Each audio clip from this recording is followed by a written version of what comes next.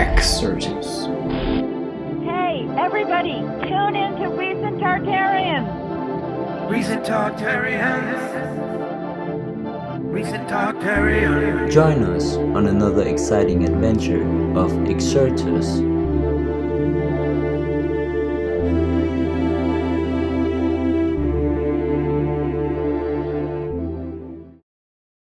Still, I've got some pretty cool ideas on things we could do with exfoliated nanoplatelets. And while this seems like just tiny stuff, I mean, obviously this is a picture of something smaller than a fractured piece of hair. This is the kind of material that you can sputter across a textile, making substrates metallic and therefore magnetic and conductive. This material is super strong, thousands of times stronger than steel. Graphene's similar, in fact, to silk. And there's a lot of room for spacers, photonics, insulatory materials, and stronger than steel cables made of graphene, particularly aerogels and aerospace materials that can be sprayed and become some sort of a solid netting, like a sort of Starship Troopers silk, a mylar-like material that provides a natural static lift through a very sophisticated system of chemical vapor deposition and physical vapor deposition, which combined would create a perforated multi-layer substrate with insulatory nanocopper filament and an arranged set of iron oxide quantum dots. This technology could be used for medical blood transfusions and for replacement of white blood cells in apoptosis to kill cancer. It could also make a pretty sweet flying balloon, a Led Zeppelin, if you will.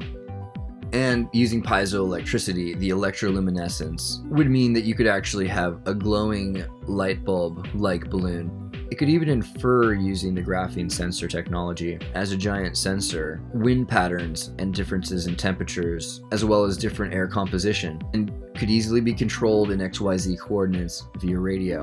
Again, this all works because of the differences in frequencies, and these quantum dots would be like antennas that are specially tuned to those specific frequencies, all being able to function right with each other. This works because waves are so broad that there is an empty band between the bouncing of the positive and negative side of the wave. Using specific amplification technology, the wave is clipped in half, and only the top pulses are viewed. Simultaneously, other frequencies are observed with another adaptation, with another amplifier. Between the low and high frequencies, there are thousands of variable frequencies which can be used. Essentially, these fall into two categories of ionizing and non-ionizing radio waves. The very low being the non-thermal, and the very high being the broken bonds. The extremely low frequency ELF band is actually associated with our static field, while the highly ionizing and often considered dangerous types of radiation are associated with gamma rays,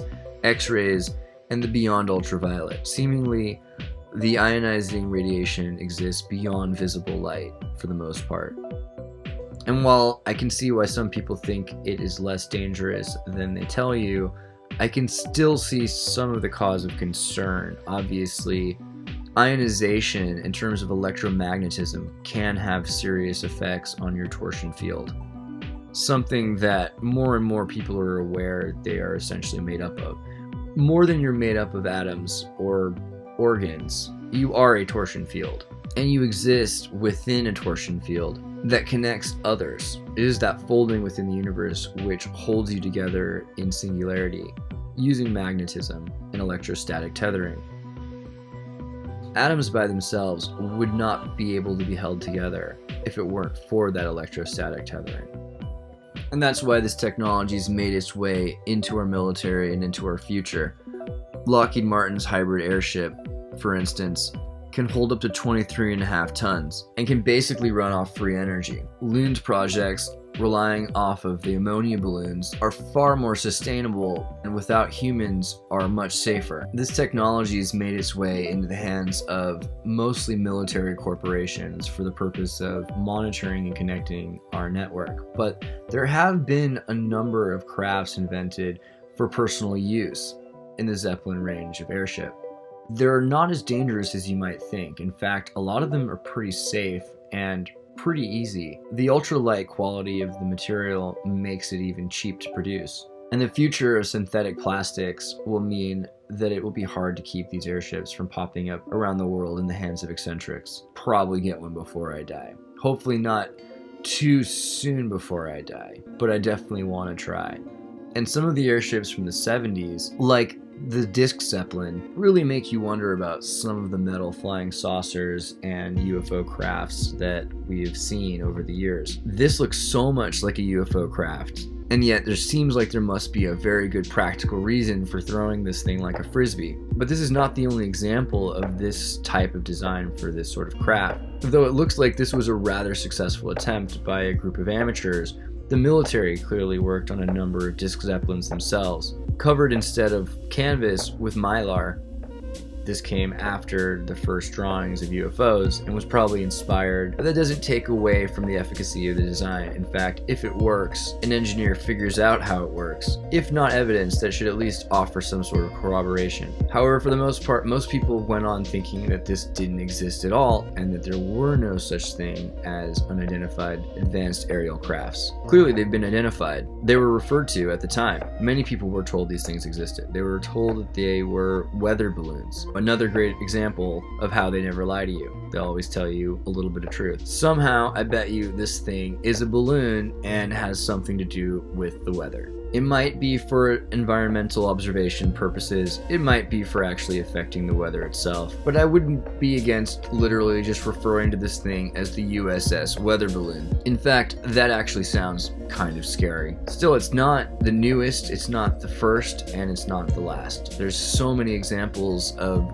these disc-shaped flying air balloons, and the boxes underneath them, the crafts where the study of the craft, and numerous pictures all over of sightings of these aerial vehicles in times when it was simply unacceptable for them to exist. So it's possible that these were just fake crafts, but why is it that today these newest crafts look so much like the very first crafts that we were originally told to have seen? Is it just dumb luck? Is it just trial and error led us back, and that the artists, they just knew exactly what was going to happen? Because this doesn't look anything like the 20th century of air design. This guy just sort of embodies the Jules Verne era. And if people are starting to make these crafts on their own, in fact, over the 20th century, there seems to have been tens of thousands of people working on their own experimental flying machines. It seems like it's only a matter of time before we start to see these vehicles make their way into our own society. It's time to start becoming comfortable with that. Though probably at first these vehicles will not be the new family car. They will likely be very large corporations, maybe cruise lines and tourism companies, which manifest these new flying airships, which will cost surely hundreds of millions of dollars, despite the fact that it seems like you can make them for a whole lot less. Admittedly, this one's made by hand, but when you start thinking about the cost of mylar and sputtering of substrates, this material, super thin foil, yet perhaps bulletproof, is completely within the realm of plausibility. In fact, the patents of designs for crafts which expand based on this technology have shown that they have very little fear of popping their balloons. So maybe the 21st century still has a chance of becoming the century of flying cars, but we really better hurry if that's the case. And my money's on the air balloons. And a little bit more on UFO religions, because there are a number of people that seem to believe beyond the idea of experimental aerial vehicles, advanced aerial crafts, and experimental airships, that there is some sort of an organization or society of interdimensional, extraterrestrial, hyperborean, giant human or otherwise, isolated flying civilizations which occasionally interfere and interact with human beings and cows. I bring this up mostly because these people actually impact our universe, and some of them even make good inventors of aircrafts themselves. Weird as their motives might be. We talked a bit about the Unarius Society and its affiliation with Hollywood and Disney in the 1950s, as well as its outreach to politicians, including the president and the governor of California. Their belief in UFOs, particularly 33 flying saucers landing in California in the year 2001, verged a little on Vril and Nimza itself. Their ideas, as planted in the 20th century as they were, came from the ancient Hermetic and Rosicrucian ideas, which all talk about flying gods. Even the Jesuits are pretty interested in space. I mean, that's totally an understatement. They're the most interested in space of any people or religion. Beyond any government, beyond NASA, the Jesuits are obsessed with space, really. It makes sense. All of their artwork, all of their iconography, all of the ideas of those who came from the above, their obsession with the heavens and the sky. It's just a natural progression for them to be interested in astronomy, physics, space travel even.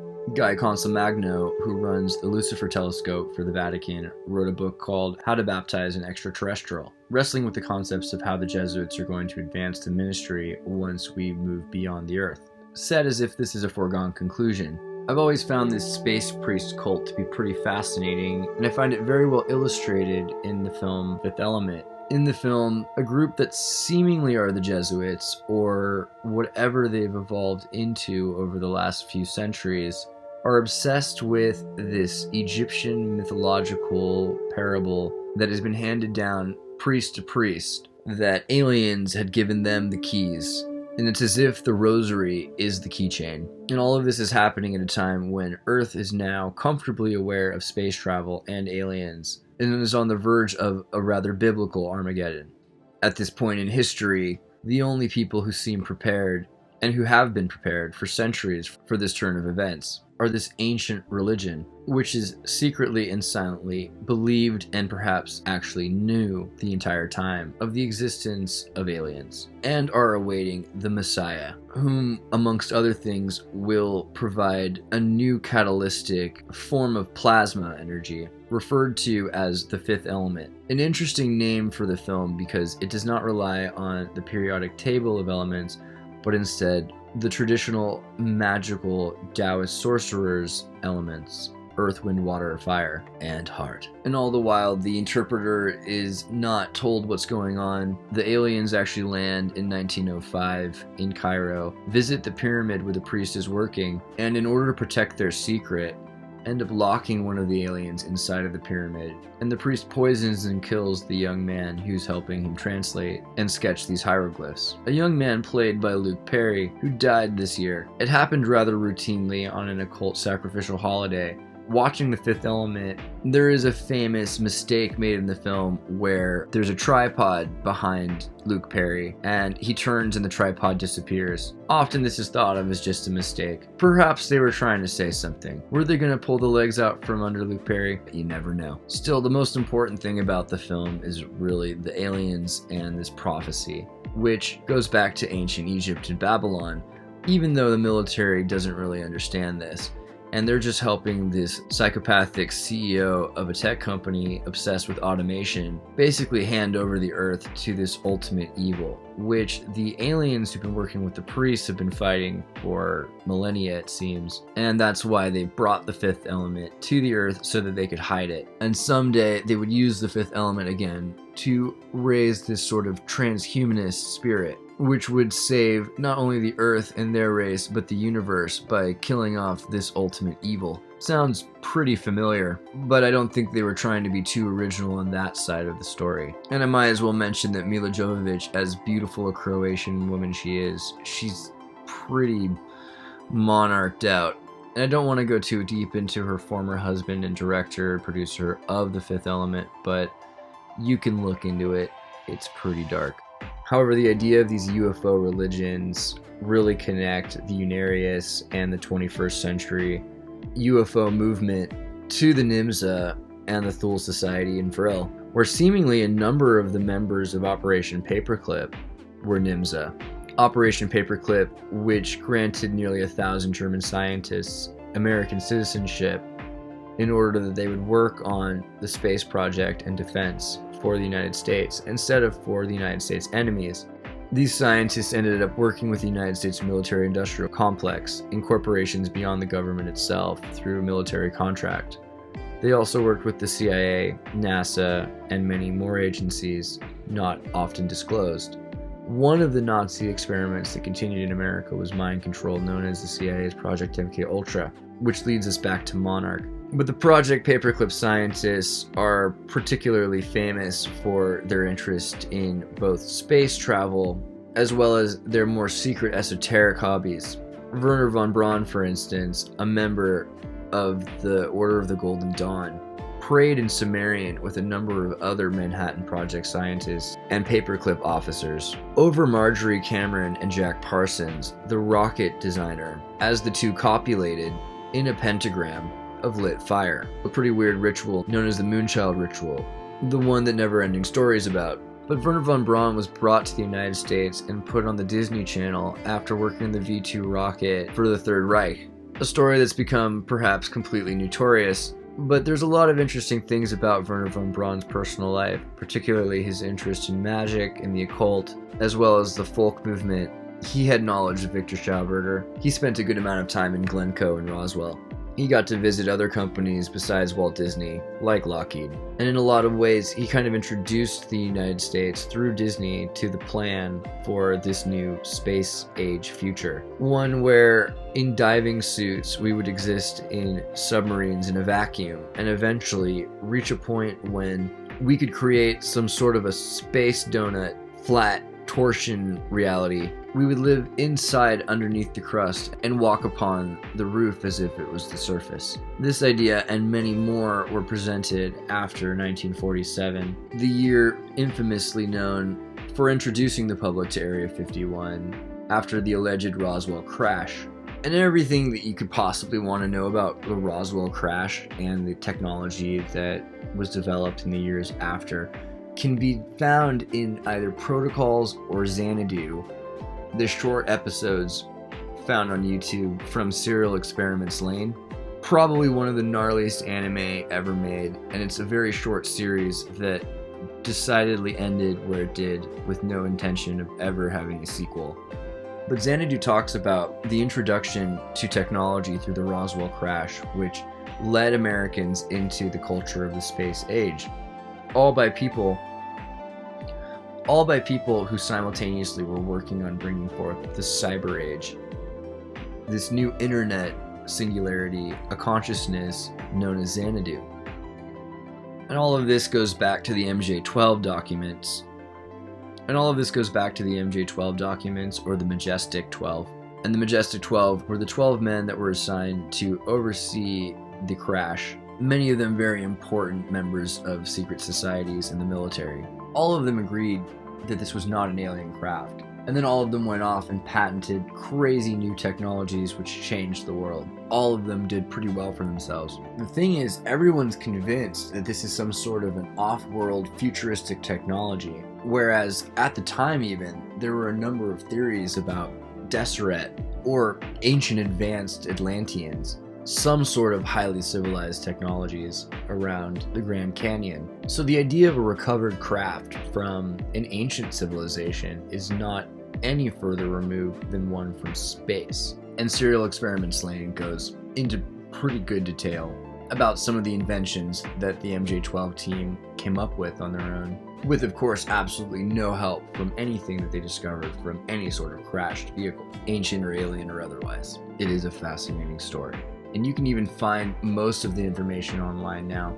The MJ-12 documents are 8 pages, establishing the secret group by Harry Truman. However, it's considered that this was a forgery and that the memo was prepared by Eisenhower. The document, which does state that the government recovered a crashed craft and bodies in 1947 outside of Roswell, New Mexico, states that another crash occurred in Texas near the Mexican border in 1950. At that time, Truman established the Majestic 12, sometimes known as just the MJ-12, for the purpose of determining how to handle the implications of Roswell incident and the existence of perhaps extraterrestrial beings. Most of the evidence that we have for the MJ-12 documents were received from a roll of undeveloped 35mm film from Jamie Shandera in 1984. Shandera had worked earlier with a group of military intelligence personnel who had referred to themselves as the Insiders. They'd expressed a desire to have the true facts about flying saucers released to the public. The story about aliens can be kind of weird, especially because they're like tiny little aliens. That's another thing about Roswell. But the members of MJ-12 are pretty interesting. For instance, Dr. Lloyd Berkiner. He was a member of the CIA panel and an executive director at the Carnegie Institute. He claimed that there was no such thing and that extraterrestrials were not a threat. He claimed that the whole thing was a farce. Dr. Detlev Bronk was a physiologist and aviation expert and a prominent member of the National Academy of Science. He served as president of both the Johns Hopkins and Rockefeller Universities and was the chairman of the Nuclear Research Commission, Nuclear Research Committee, and the medical advisor of the Atomic Energy Commission. Dr. Vannevar Bush, a leader in research and development at MIT and Carnegie Institute, was at one time the head of each of the following: Office of Science Research and Development, the Joint Research and Development Board, the National Advisory Committee on Aeronautics, the Office of Scientific Research and Development, and also the inventor of MEMEX, the first electromagnetic memory system, which Vannevar Bush foresaw as the prototype for the electromagnetic internet. The Office of Scientific Research and Development was responsible for the development of the atomic bomb.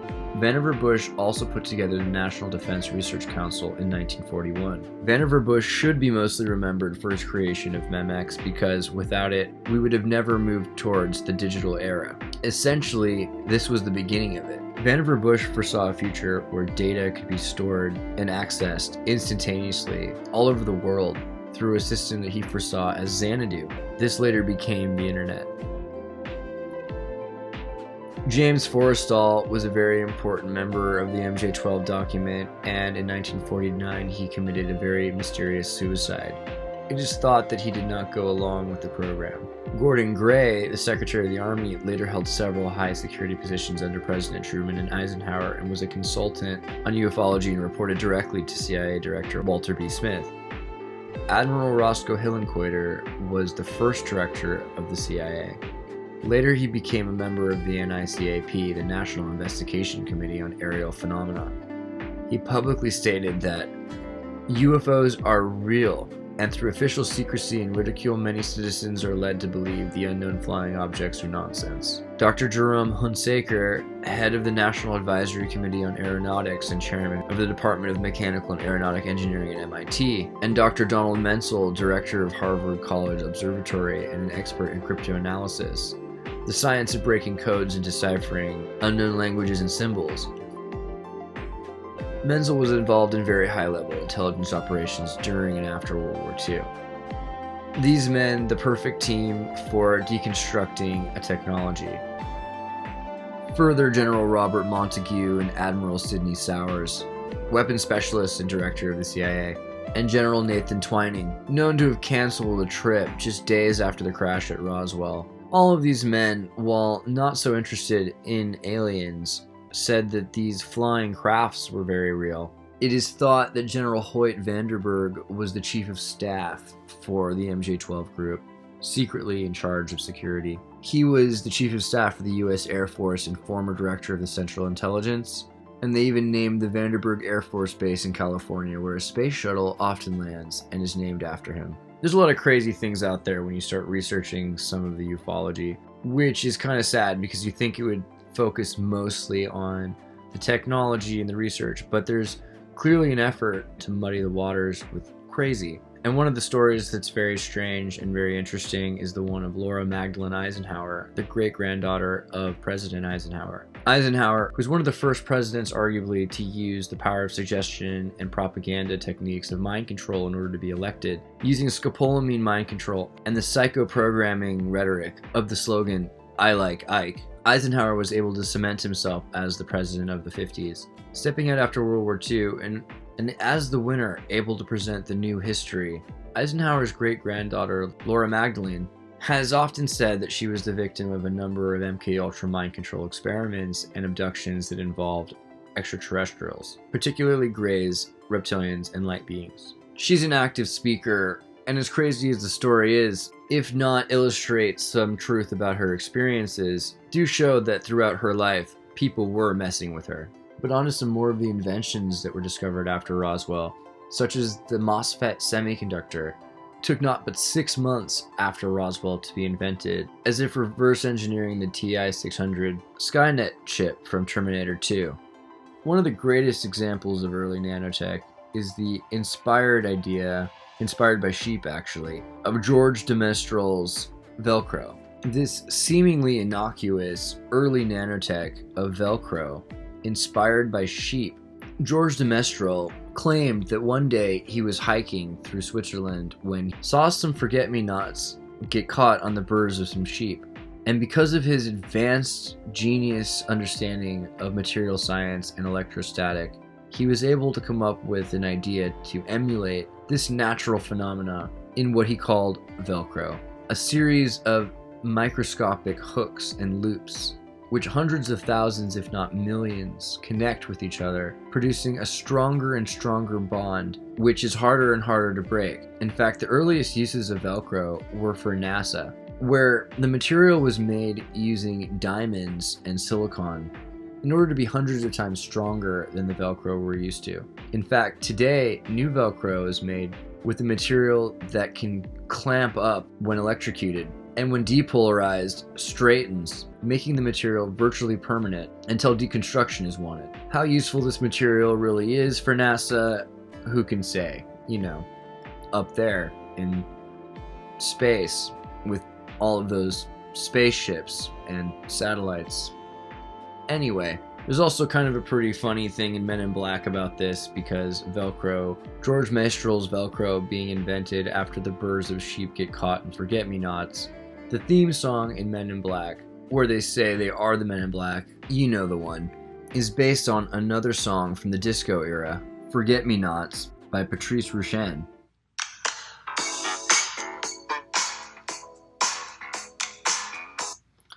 Someone did their homework.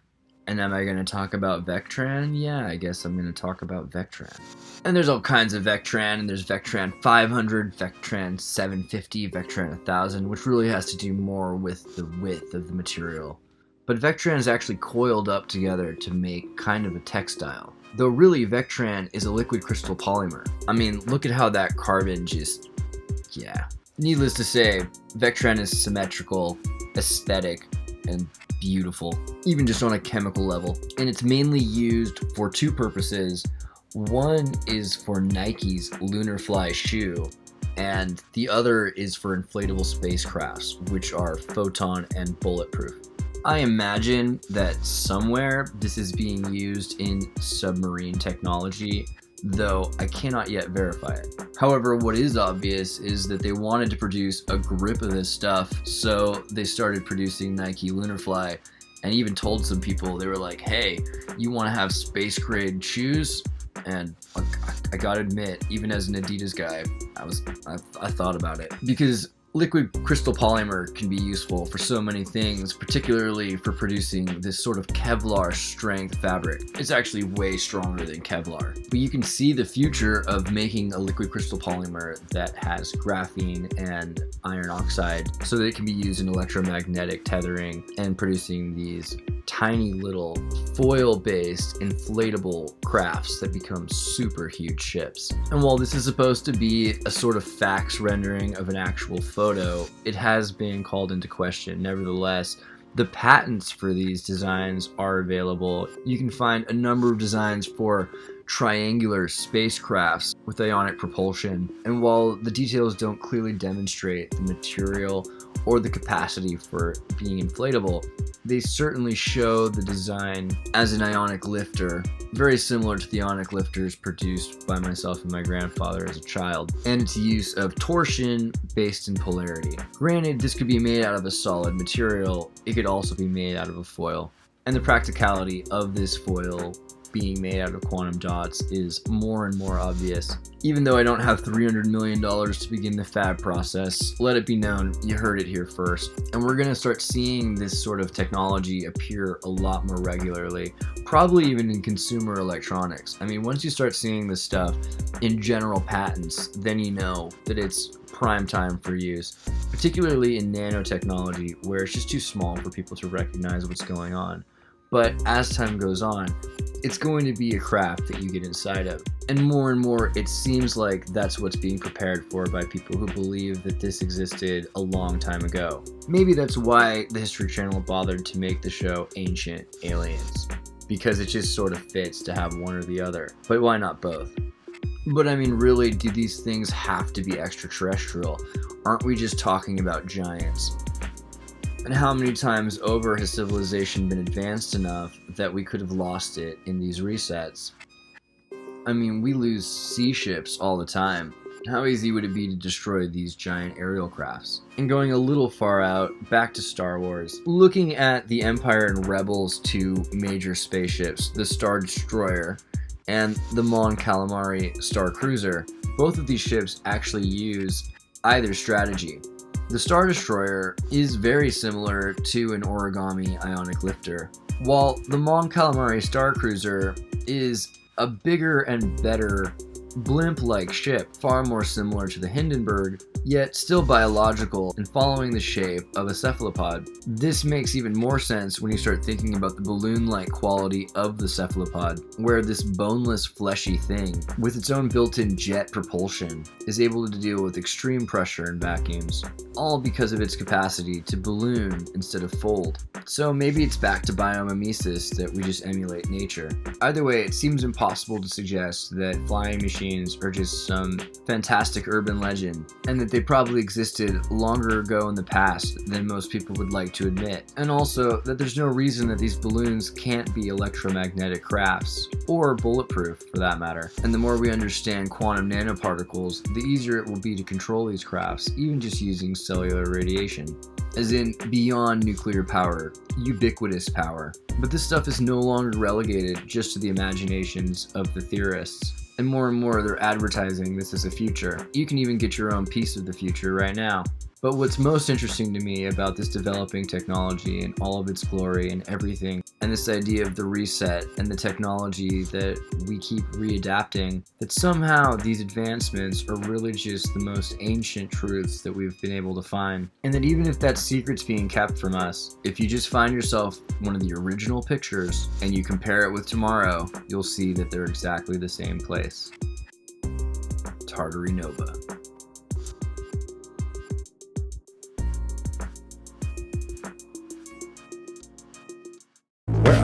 Is this airing right now?